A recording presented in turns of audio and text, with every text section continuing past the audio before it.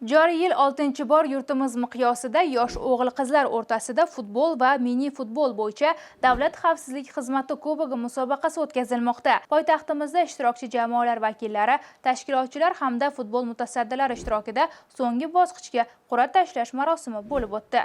Qur'a natijalariga ko'ra, jamoalar 17-22 avgust kunlari Bunyodkor futbol akademiyasi maydonlarida o'zaro kuch sinashadi.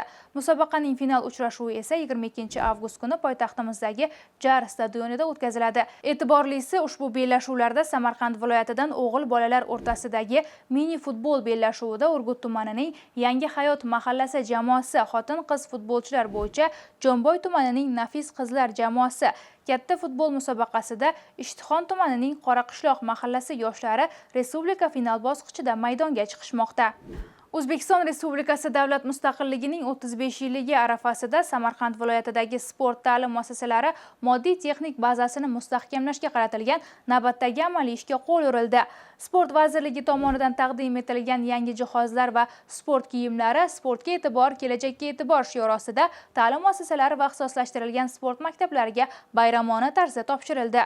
Muassasalarning bosqichma-bosqich zamonaviy jihozlar bilan ta'minlanishi sportchilar mahoratini oshirish, mashg'ulotlarni ilg'or talablar asosida tashkil etish, yoshlarning mahoratini boyitish hamda yangi iqtidorlarni kashf etishda muhim ahamiyat kasb etadi.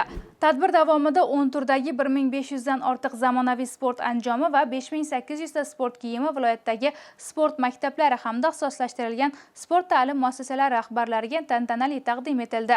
Albatta, yangi jihozlar sportchilarning mashg'ulotlarini yanada sifatli va samarali tashkil etish bilan birga viloyatda sport turlarini rivojlantirish, bu borada yuqori natijalarga erishish uchun qo'shimcha imkoniyat yaratadi. Zero, bugun yosh sportchilar uchun yaratilayotgan bu kabi qulay sharoit va imkoniyatlar ertaga xalqaro sport maydonlarida yurtimiz bayrog'ini baland ko'taradigan chempionlar safini ko'paytirishga xizmat qiladi.